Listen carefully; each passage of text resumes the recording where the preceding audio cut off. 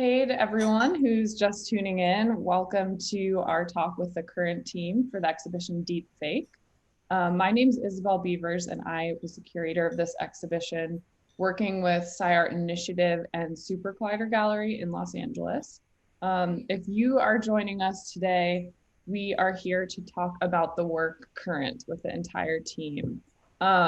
This work was included in the Deep Fake exhibition, which focuses on a range of positionalities towards AI, both thinking about the ubiquitous ways we live with AI in our lives, using phones and all of the ways that our machines are already learning about us and using our data, feeding that back to us, and also some of the more nuanced ways that AI is going to impact us in the future, thinking about more advanced processes of machine learning, neural lacing, and with this team in particular, thinking about a set of really interesting implications that we will get into much more deeply today. SUPERCOLLIDER Gallery and SciArt Initiative were really excited to host this exhibition despite the current COVID lockdowns in Los Angeles. And we were really excited to have all of these digital engagements that we hope allow us to share more about these works with everyone. So thank you for tuning in if you're watching this. And I will turn it over to the current team to introduce themselves, and then we can start getting into talking more about this really expansive and also really deep artwork. Awesome. So I'll hand it over to you, Ellie, to start. Thank you, Isabel. I'm going to screen share. And I think you should be seeing just a black screen with our Current CAM logo. Cool. Right on. Okay. Well, hi, everyone. We're the Current team. And Current was born in mid-2019 as a research project and a speculative film proposal for the future of broadcasting cinema. At the time, we really envisioned the future of cinema as a kind of current or a stream of digital content that exists or is yet to exist. And we've continued to evolve this project remotely this year. We're super happy to share it with you and in this show and in this artist talk. So first, a little intro. We are an interdisciplinary and international team that came together at Stroke the New Normal. I am Eli Joteva. I'm a Bulgarian intermedia artist and researcher working at the intersection of art and science. And I'm tuning in from Sofia, Bulgaria right now. Yeah, my name is Artem Konevskikh, and I'm the data scientist, data analyst. And I'm from Moscow. Hi, I'm Yanzi, but on the slide I'm Alexey Yansitov. Don't know who it was before, and I'm working in the field of 3D graphics, visual effects, animation, and all what's happening in 3D space. Hi, I'm Professor Ng. I was trained as an architect and a researcher and based in Hong Kong and London. Cool. So Current really emerged from the convergence of four core ideas. They're infinite livestream, personalization, volumetric cinema, and AI optimization or deep fakes. And it was a big research project that we produced during Stroke, and we want to show you this video that's a kind of short, condensed version of all our research and the context from which the film was born. Did you know that there are 13 million people streaming their lives right now? The self-streaming culture in Asia is exponentially growing, with hundreds of streaming agencies hiring broadcasters to perform for their virtual audience, often augmenting their bodies in real time. On a city scale, there are more than 350 million video surveillance cameras worldwide, recording petabytes of footage every day. In the wild, hundreds of cameras are placed in remote environments and on endangered animals, observing landscapes and their inhabitants. Meanwhile, in outer space, NASA's International Space Station streams a view of the Earth in real time at all times.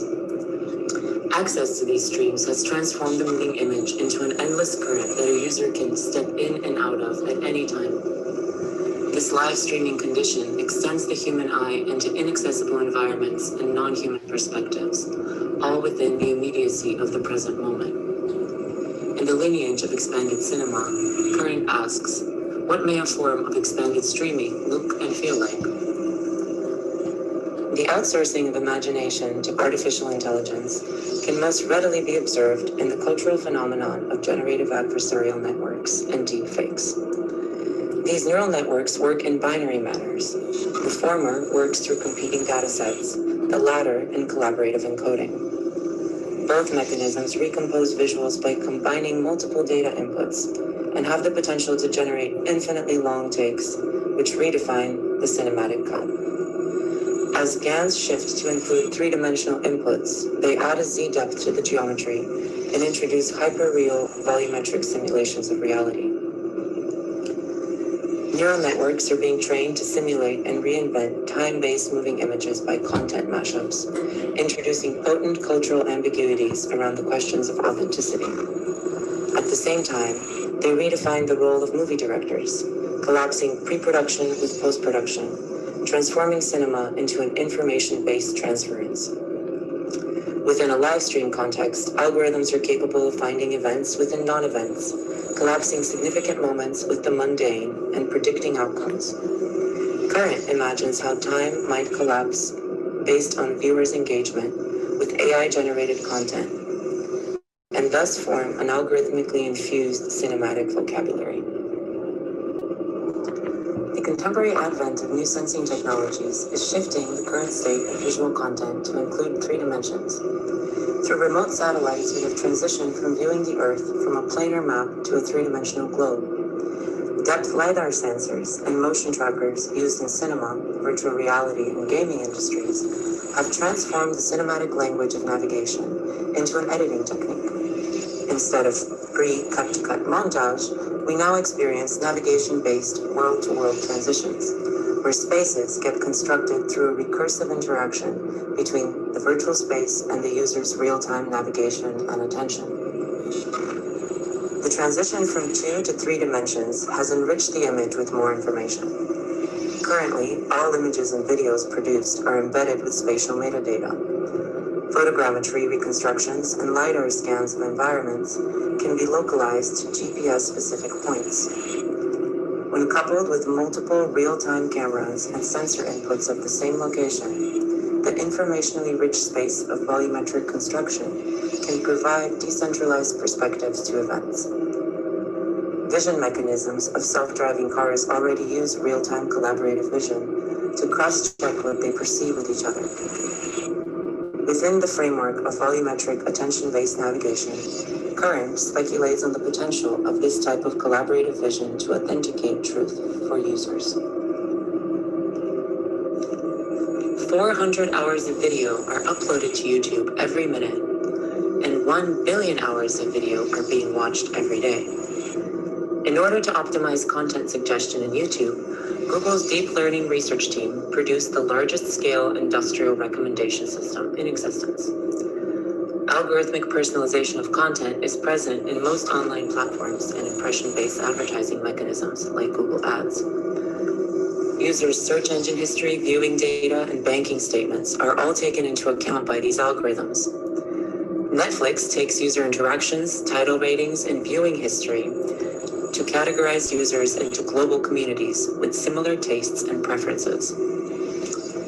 Current anticipates that the future of algorithmic curation of content will be linked not only to a user's archived database, but also to their real-time biometric data inputs.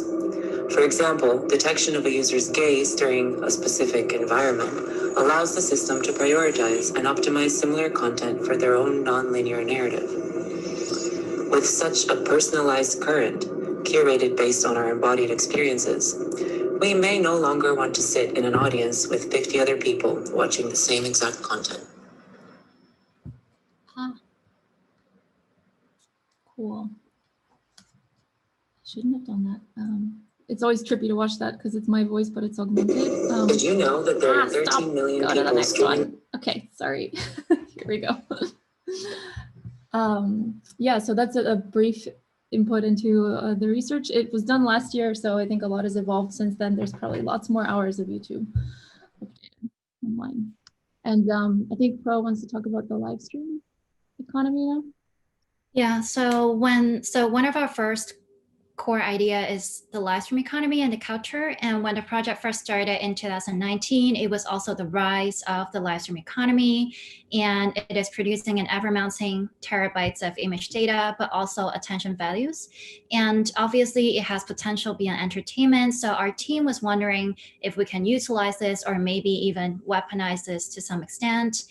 And 2019 was also a year of contested events, especially coming from Hong Kong. It was the year of the big protest. So our team wondered if it is possible to reconstruct our urban landscape through time. So live stream is great at this because it captures not only the cinematic moment, but also the mundane moment. Okay, if we go back to the protest example, the media are always filming the protest, but never filming the people who are not protesting.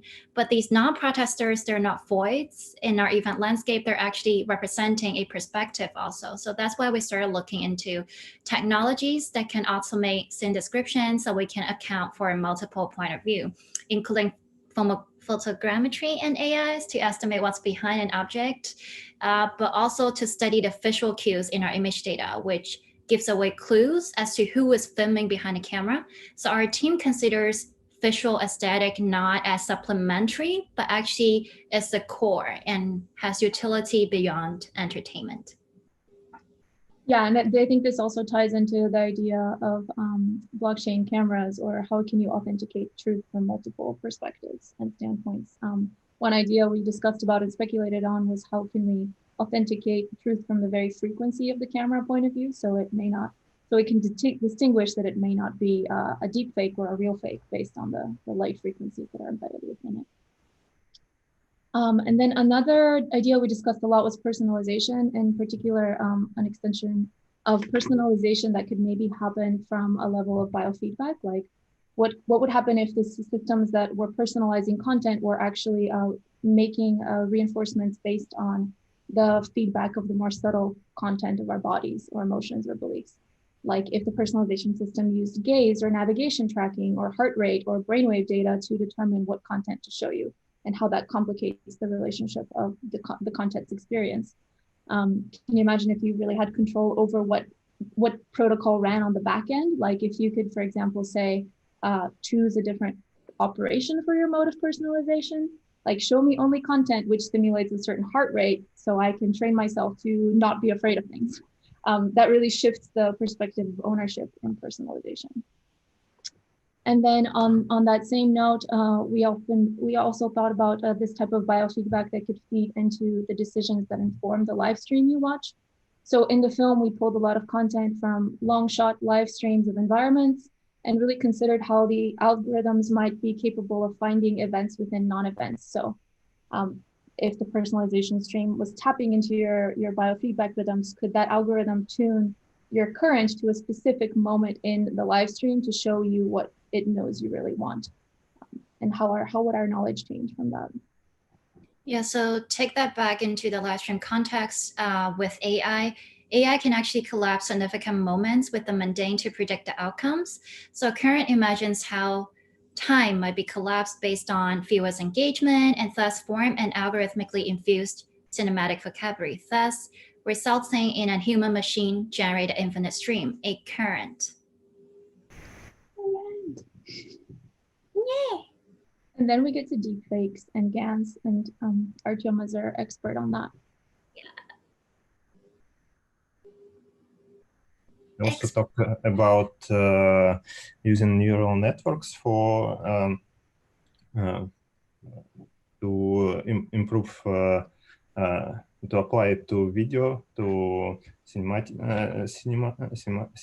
language, and there is, I think, three ways how we can use it. The first one is to personalize video streams with GANs or with neural style transfer neural networks. Second one is to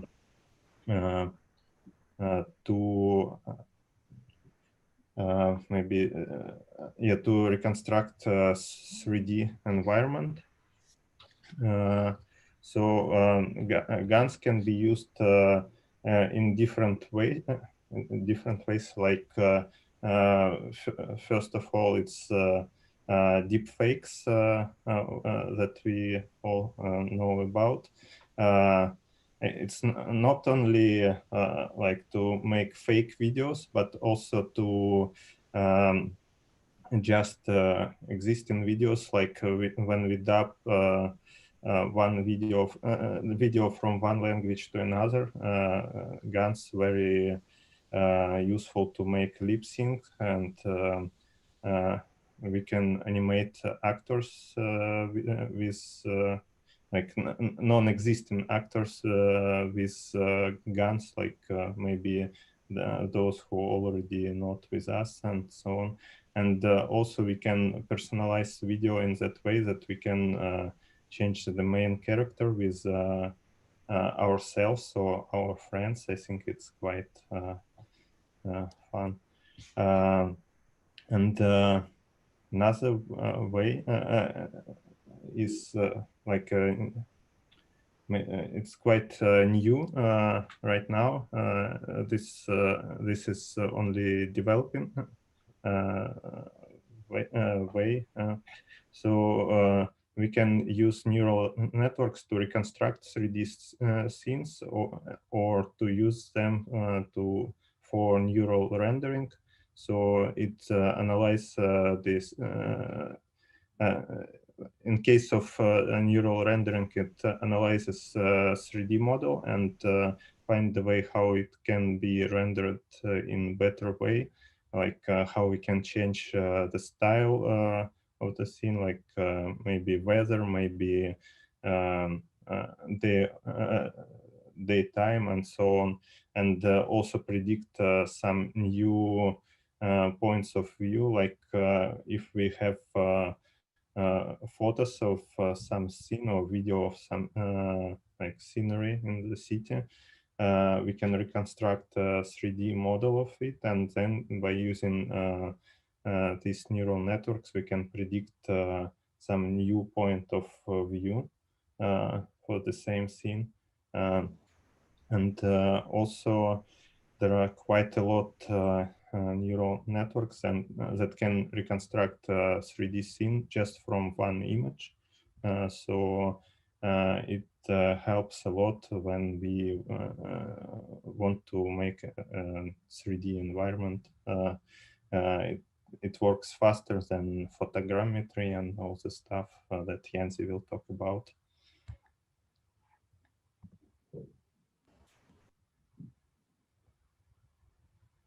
We can't hear you, Yanzi.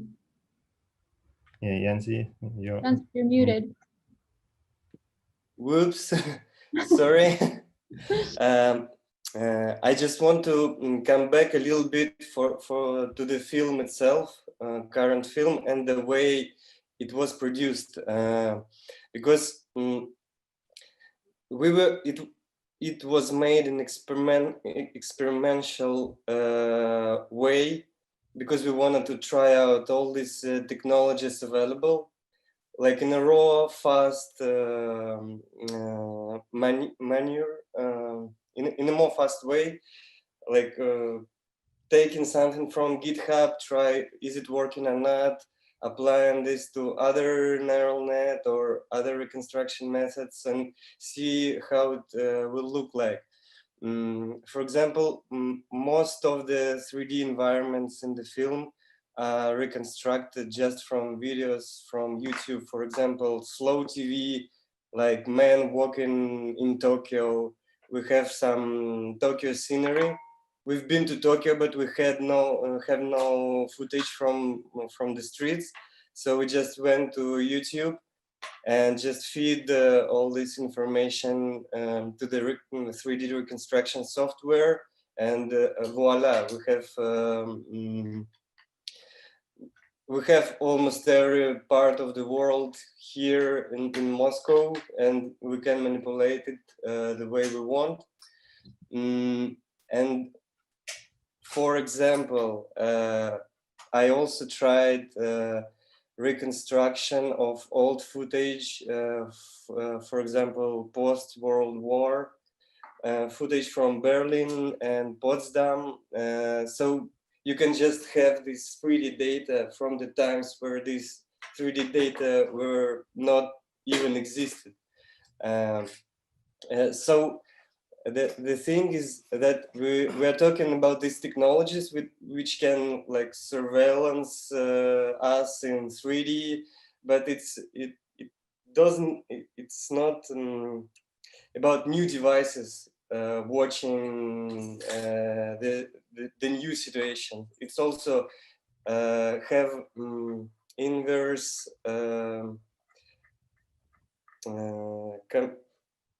so it works in both ways. So we can use new tools to reconstruct all the events and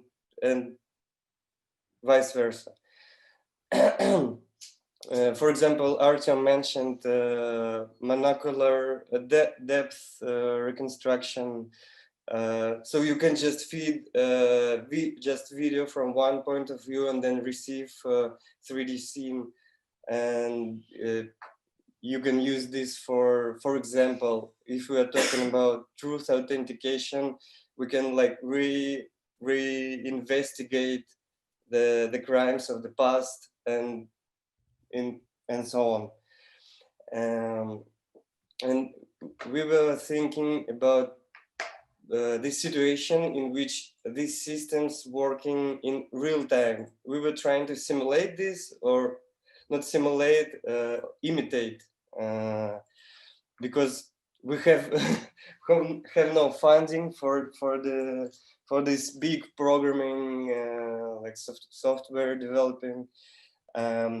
So we made this artistic way, but a year later, like now, I see that what we were talking about a year ago is happening. For example, systems like Intel TrueView, you can see on the slide on right upper corner.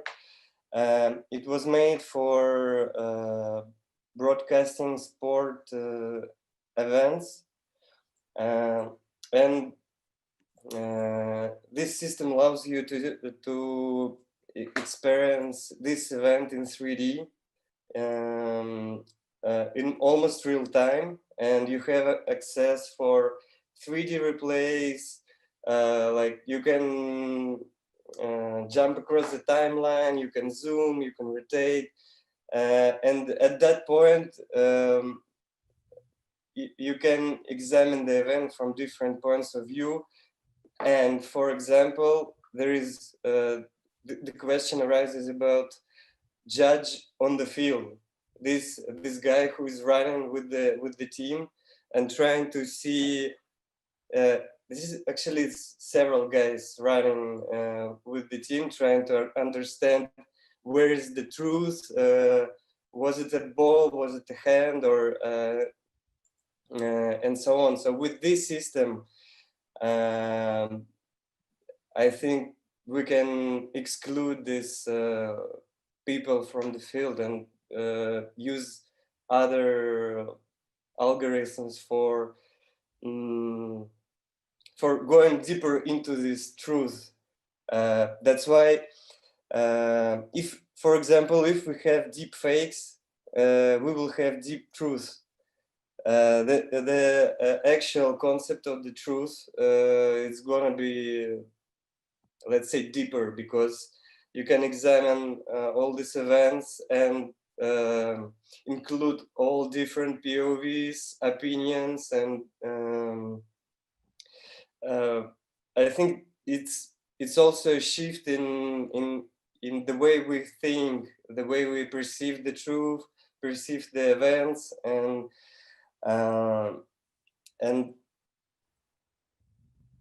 coming back to this, like, perceive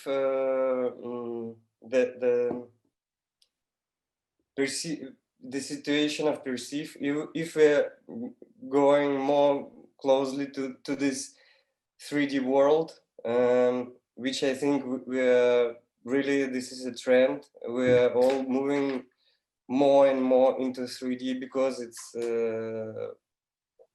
it's like more natural for people to navigate in these spaces. We'll also challenge this all the dogmas, for example, from movies, from old movies, which are made with montage cuts, when the whole scene is changing in milliseconds, and you move into other place, and you constantly switching like, and this is a big problem in, for example, in VR. Because you can't just change the whole environment around you, because it's a disruption, and I see this as another trend.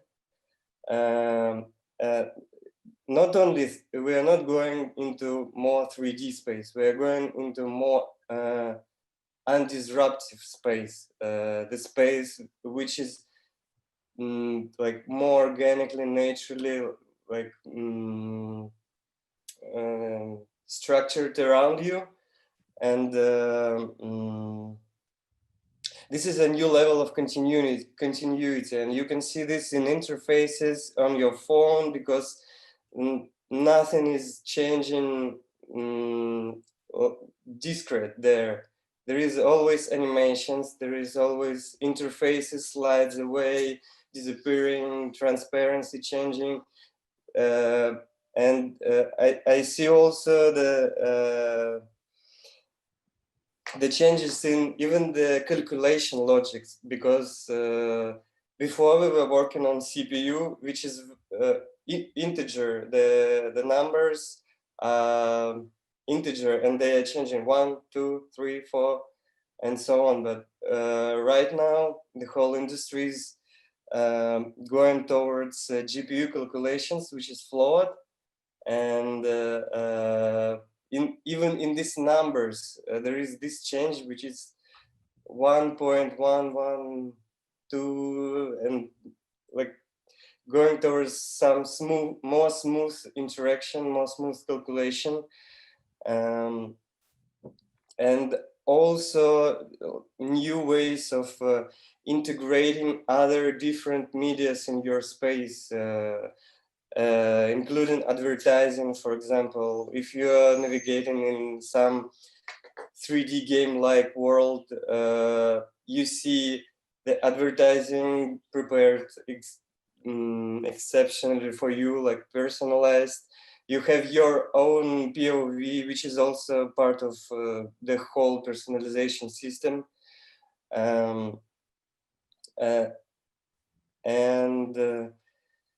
Last thing to add to this salad, I just wanted to say about what if all this is also simulated in real time with lots of sensing data, which is gathered each second. And I have an example for that.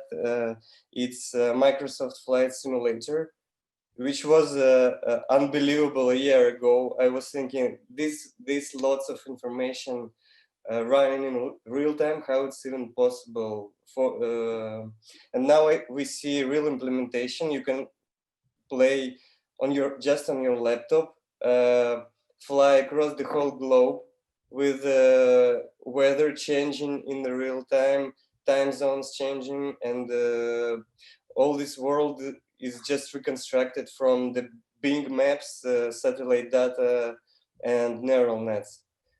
And the very last thing is I wanted to say about optimizations, because of course this is a lot of data. 3D is huge, huge numbers, because if you say each frame in 3D, like 1 million polygons, each polygon has texture, and of course it's a lot, and that's why what Artem was said is very important, I think, because it's not a conventional rendering system with this 3D space, viewports, polygons. It's other approach, because neural net is like it's a already zip archive of what we saw from different angles.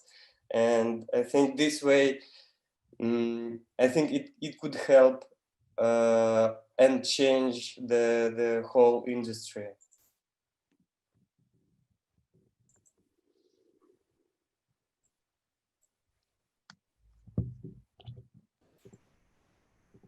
Yeah, so we also talk about how this reconstruction in the urban context is going to impact our built environment.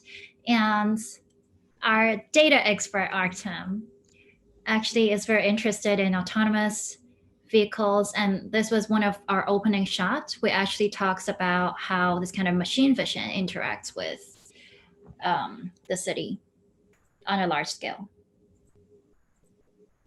And this also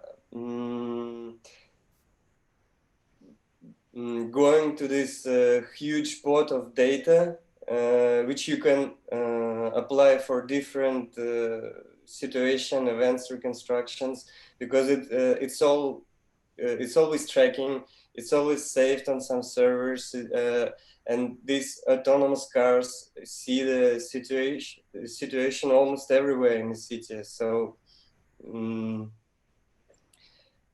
this is going this way. It's not just the state surveillance, it's like the ubiquitous surveillance. Yeah, I can definitely imagine in 10 years of a world of self-driving cars, of being able to have a real-time reconstruction of city environments as all of their viewpoints are being streamed in. And for example, iPad, the last iPad from Apple has LiDAR in it. And this is also another source of information which we can process. Yeah, so we have many sensors right now that are capturing the urban environment, not only urban, just environment around us. One of them is autonomous vehicles. It's just appearing on the streets, but already using these sensors to navigate, it's not possible to navigate without it. So this is why I think as those type of cars are our future of transportations, and also these sensors can be used not only to navigate them, but navigate us, and we can use them in many ways, just like reconstruct cities. But as Yanzi said, there are already a lot of sensors that we use nowadays, like this iPhone's LiDAR, which is not LiDAR actually, but it's sorry. Yeah, I heard I mean, that they say LiDAR. it's LiDAR, but they say, as a technology, yeah.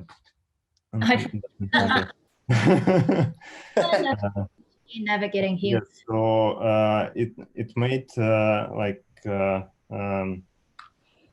this situation when the volumetric cinema, the way how we can look at the same place from different perspectives, closer and closer, and now it's possible, but I think the future it's maybe one of the way how we can travel environment, like cities and so on, just by using this data from autonomous vehicles that travel by instead of us. I don't know, in current situation when we all sitting at homes, it's quite realistic, I think. Current situation. Yeah. In front of phones, screens, yeah. Another aspect we wanted to consider in non-human point of views was endangered environments and species, and thinking about how live streams collected from these spaces can offer us alternative perspectives when we're considering what to believe in, and also really be able to access these spaces through them. So in our film, we featured this 3D polar bear that's kind of navigating a mashup of 3D reconstructed scenes, and it sort of walks out of a reconstruction of a landfill in India, the Delhi's mountain of trash, and it passes through watching the live stream of itself. Yeah, which was constructed through like lots of drone footage and lots of time overnight. And then it walks through this forest back into the city, all while watching a live stream of a real polar bear. It's a kind of parody on the state of endangered animals and environments, but also to think about how our ability to reconstruct from multiple vantage points can really bring us closer to some sort of objective truth, which is super important, particularly now in our era of fake news climates. And then we also have time voxels, which Pro might want to talk about. We can't hear you. This Zoom situation, it's fine. So actually, humans' exploration in AI is in its infancy. We are far from a general artificial intelligence. As a matter of fact, we might never arrive at one, like no one really knows. So it's important to think about how we outsource our imagination, especially within three-dimensional reconstruction. As machines and humans were good at different things, we're bad at different things. For instance, this cut that we generated with photogrammetry reconstruction, and then some of the cuts that we generated of Trump using autoencoder is actually an example of a partnership between human and AI. And so the machine learned to synthesize a negotiation between two sets of images or two sets of perspectives, while our team filled in the image gaps that the machine was not able to estimate. So from compression to reconstruction, the encoding and indexing of data is actually the key. And we're thinking about reconstruction not only in the computational processes, but also its social economic value. For instance, are we able to decentralize reconstruction processes? And decentralization is definitely a process that tries to distribute both rights and responsibilities. Like a lot of people think about decentralized as just about, distributing rights, but actually it's about thinking of who is doing what. And that encompasses not just human, but also machines. And one of the problems within a decentralized network is actually scalability, meaning the network load has to be light so that data can be synchronized fast from one to another node. For instance, from my computer to your computer to 100 million other computers. So we're thinking about lightweight three-dimensional computational processes. For instance, voxel is also a way, at least is more lightweight than using mesh. So we're thinking about what if we can take out one-dimensional axes and put it in a time dimension axis. So then we can have time voxels that preserve a temporal integrity in the data. So then we know one image moving from one frame to another, what was the order? So then we can preserve the truth in events. So voxel structure is actually also ideal for encryption. So we're basically describing a kind of blockchain camera system where the data input is going to be recorded and anchored in an immutable manner. So the next step of the project, our team is actually considering of pushing this authenticating multiple sources of data input to construct a sort of universal datum with this event data, so the system can update itself continuously, and new input of the same event can be compared to the datum to identify frauds or image manipulation. So of course, blockchain is essentially a distributed ledger that can act as a payment system. So the attention value in the live stream can be accounted for from frame to frame, which is actually our next idea, which we call the currency. Yeah, so in this type of micro licensing of camera views, and we were thinking about how those values can feed back into the environments or streamers where those views came from, further complicating our quest for multiple perspective authentication of truth. And we came up with this idea of currency, which is a speculative microeconomy for environmentally and socially contested spaces. It really imagines an access to other perspectives that can be micro-valued or licensed, and quite literally attempts to think about what our eyes see and how that can be converted into currency that benefits what we're watching. So the value of our attention is already being capitalized by big corporations, and we really wanted to think about what if this value were to return back to the sources and streams that it was generated from. So we also thought a lot about another aspect we took into consideration was this trend in social media about co-branded virtue signaling, and how social media platforms constantly allow users to kind of construct a performance of their digital identities based on what causes they support or how they're communicating values about their own goodness. Last year, also the first digital clothing sold for 10 grand. So we decided designed these digital clothings that our CG influencer could wear and present to the live stream they might be supporting of an endangered environment. And the kind of prototype for that is this sort of 3D reconstructed model. Like, let's think about and imagine if a user could navigate a point cloud model of an endangered environment or a socially contested event.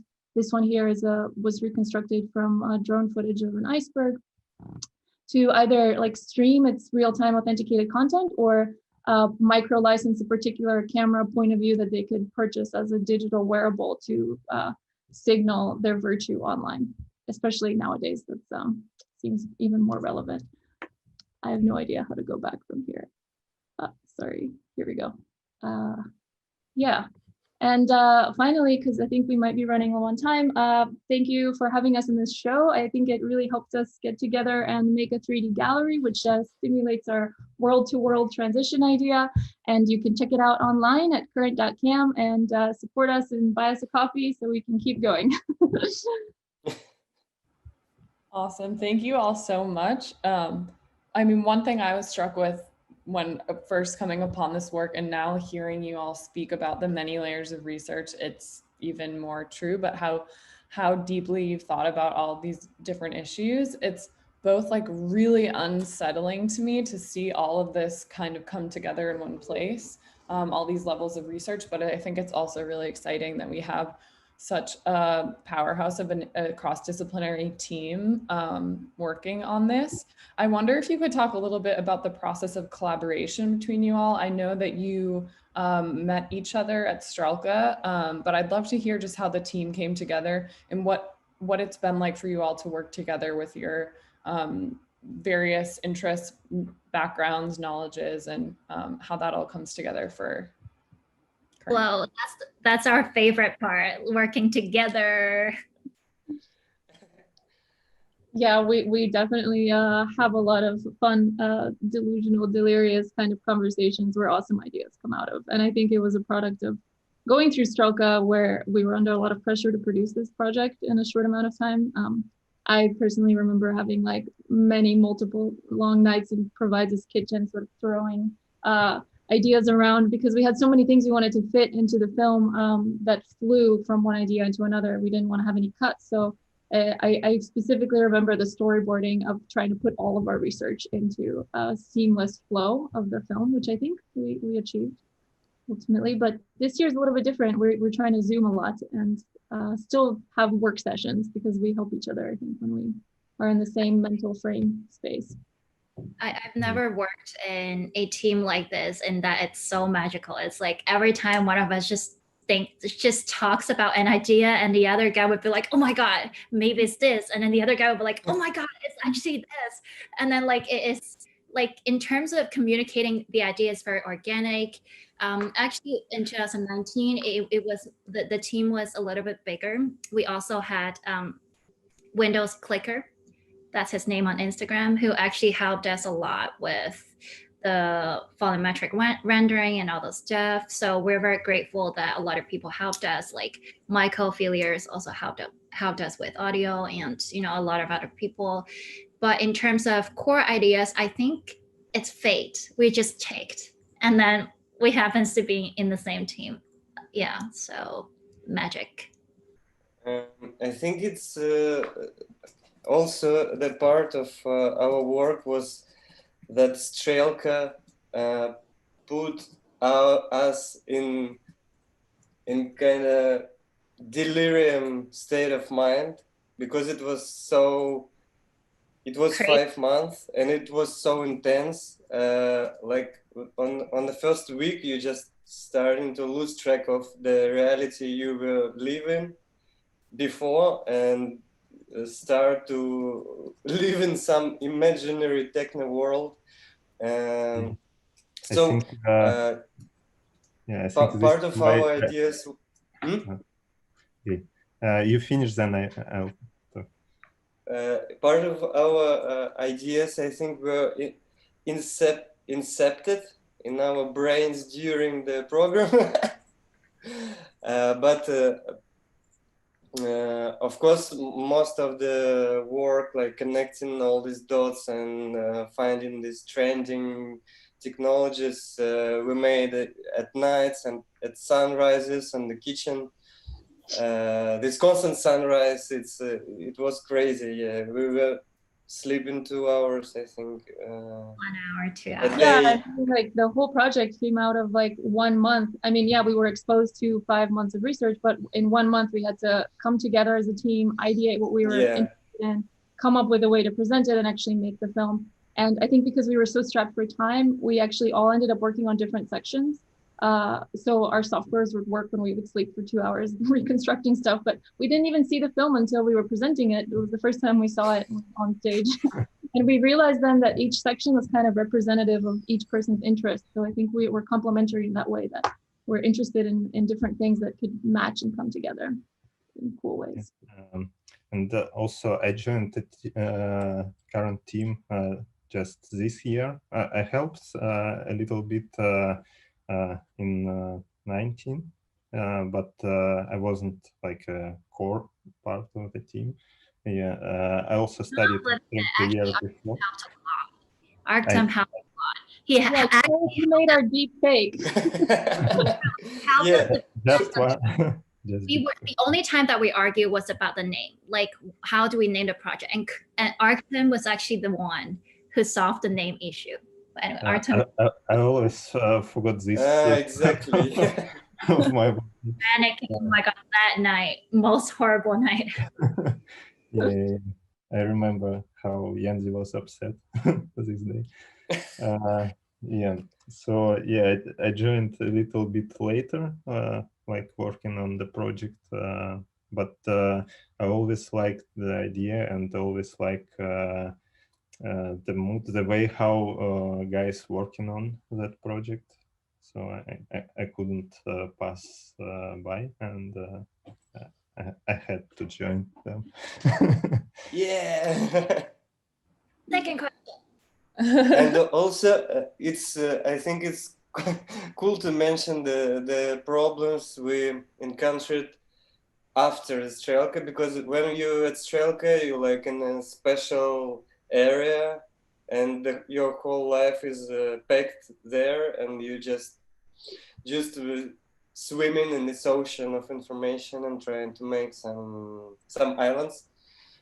But this year was completely different because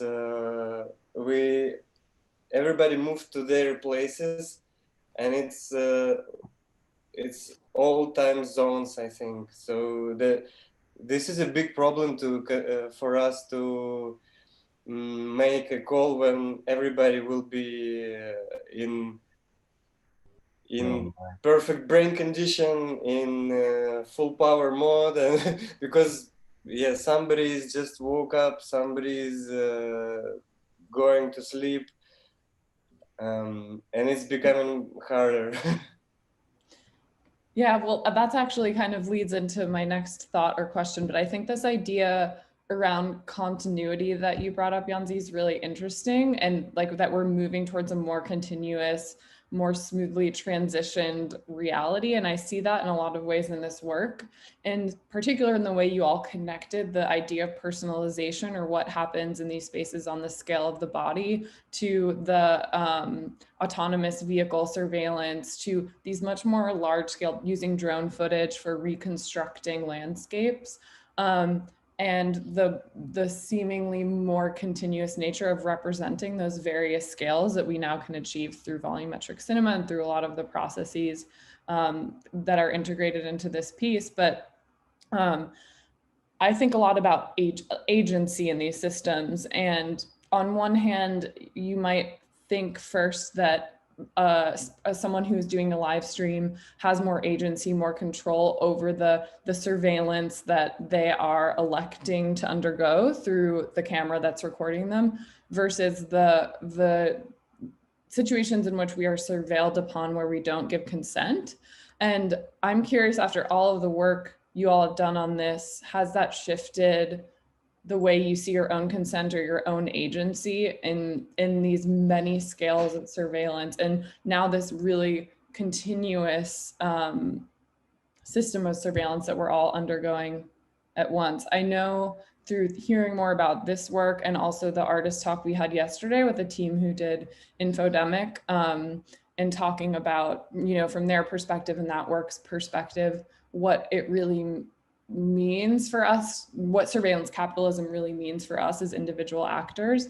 And I'm just curious to hear, I guess, on a conceptual level, but also on a personal level, how you all feel about that now in the world, in the surveillance state that we're all in, whether or not we know and are okay with that. Yeah, it's super interesting. I mean, especially in the era of the pandemic, it feels like we've been trained to be more comfortable with our image being used and captured and reproduced. I think in the beginning of the pandemic, I was more skeptical to do talks like this. And now it seems like you kind of have to, because you don't exist anywhere else in the world, right?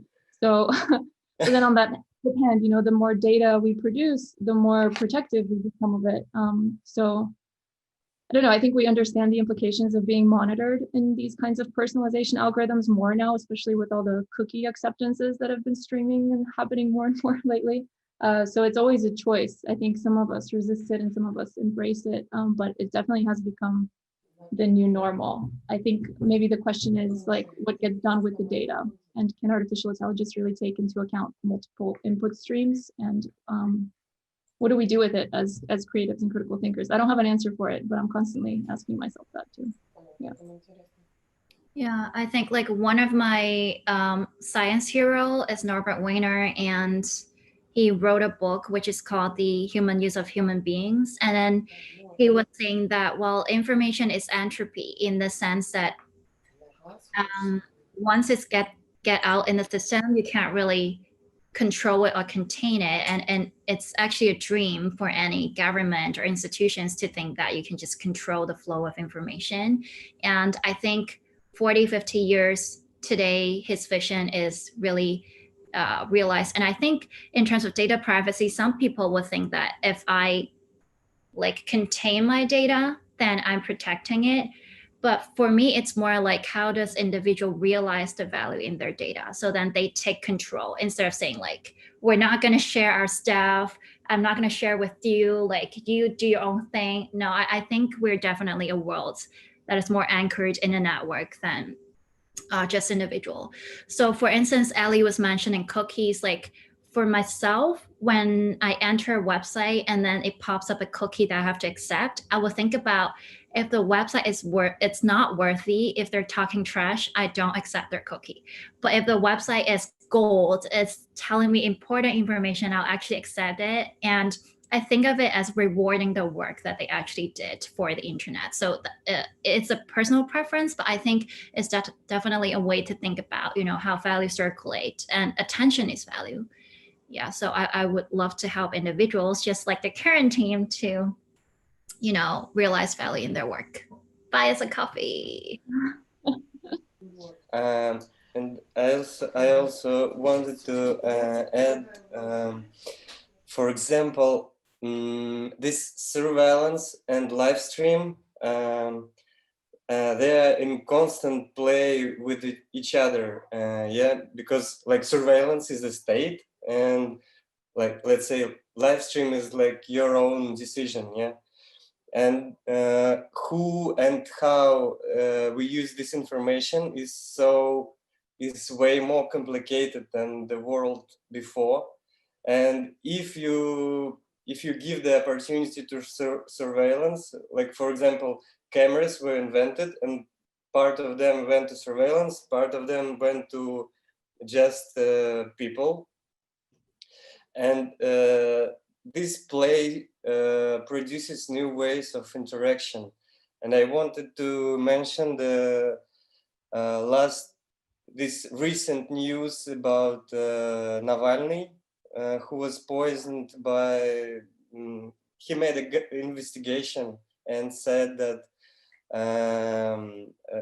that government special agents poisoned him. And he made this investigation just sitting, I don't know, in the hospital maybe, just using the data he found in the internet. And this is a new type of investigation. It's the same as, for example, forensic architecture doing.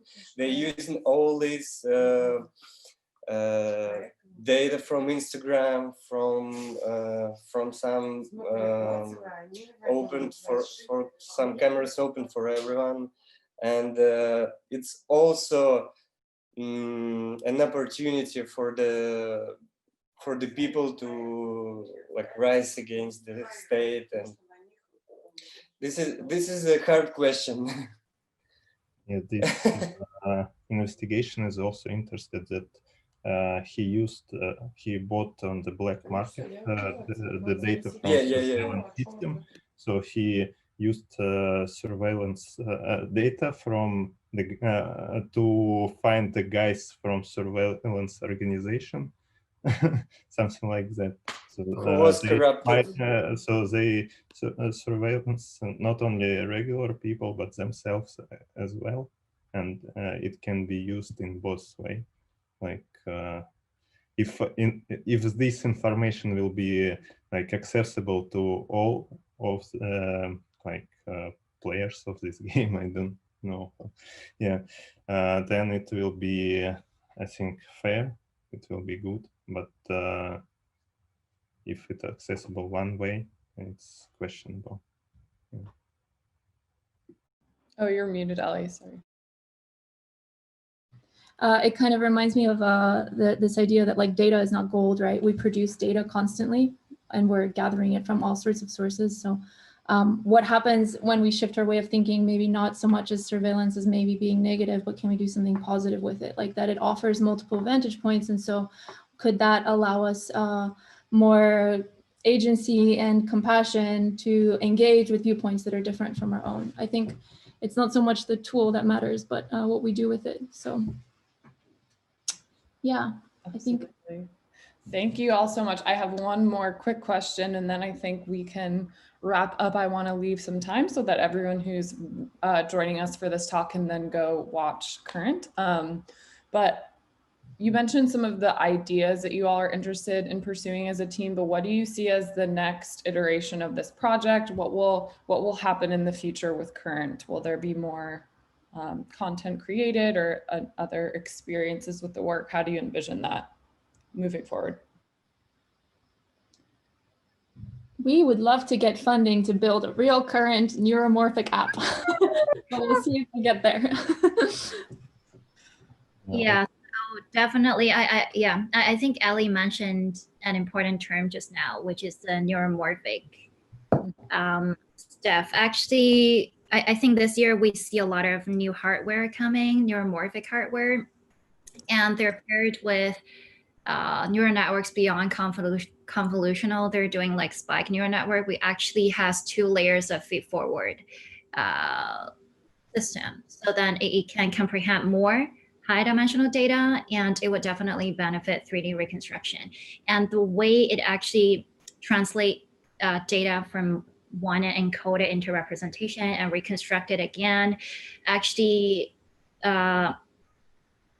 has connection to how, for instance, blockchain systems would encode data in a certain structure, output a hash codes, and then synchronize to another computer. So we see a lot of potential in actually connecting this different kind of network structure into a real system. But of course, current, I think we are more focused on speculating how this future might look like. So we know that we're not scientists, we're not technology or whatever people.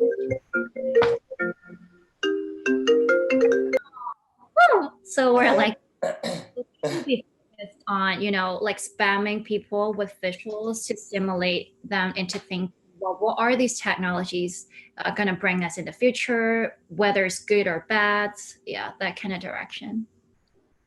Yeah, the thing is that why we went in more artistic branch of we can move more technologically specific, but we decided to go more into artistic view because we can like try to imagine the whole thing, which is the whole thing to come, because when you go just into one technology, it's like narrowing the understanding, because this is the system evolving. That's why it's important to try to think like about this as a whole thing. That's why most of the parts in our like video and technologies we use are not like perfect. They're not like professionally applied. They're not real time maybe, but on top of that, this is the intention of trying to imagine this as a new world. And of course, we'll continue this way. Sorry. But I would love it if we could develop also a community currency, a kind of like non-monetary value of connection. Think about that in a deeper way, especially since we're all stuck behind screens. yeah, and I also study neural rendering right now, and I want to make some real stuff.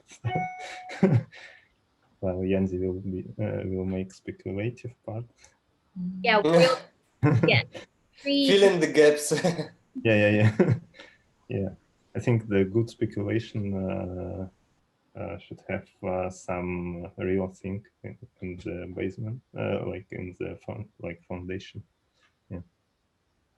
Great. Well, thank you all so much. Oh, Ellie, did you want to say something else? I just wanted to say I think it's super awesome and important to be able to have the luxury and the time to actually imagine what these futures might be and work in a team like this. And thank you, Isabel, for having us and letting us share this project with everyone. Please support our work. We would love it. Yeah, thank you to all of you, Provides, Ellie, Yanzi, Artem, and thank you to everyone who's joining us today, both from the SciArt Initiative community as well as SuperCollider Art. Go support Current. We will be linking this talk as well as the incredible work you all have done on both the SciArt Initiative and SuperCollider website. So you can find us there if you would like to buy these folks a cup of coffee or more. That would be great. We will save some time now for you to all go watch the Current film. But thanks everyone for being with us today. This was a wonderful talk. I learned so much, and we hope to see you all soon. Bye, Thank you, Isabel. Thank you.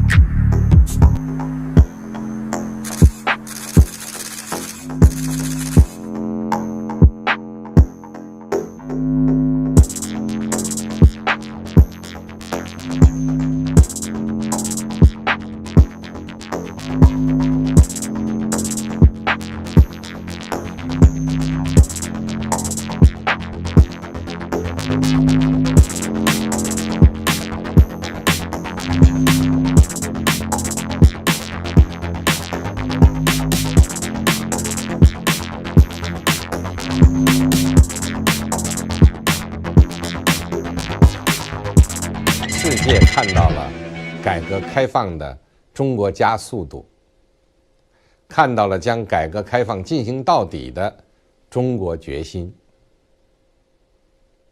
我们改革的脚步不会停滞，开放的大门只会越开越大。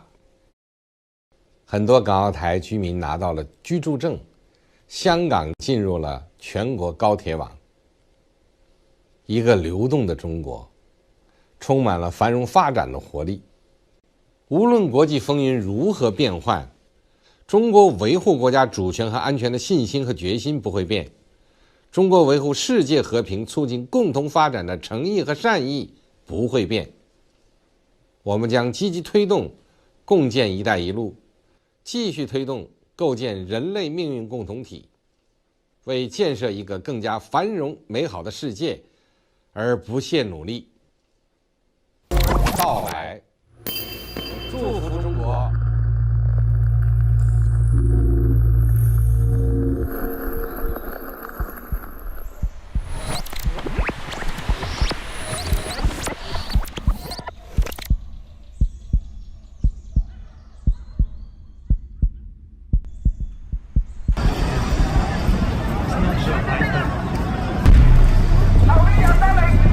！Spray guns. Gas guns. You shoot the flag! You shoot the flag! You shoot the flag! Journalists! You shoot journalists, motherfucker!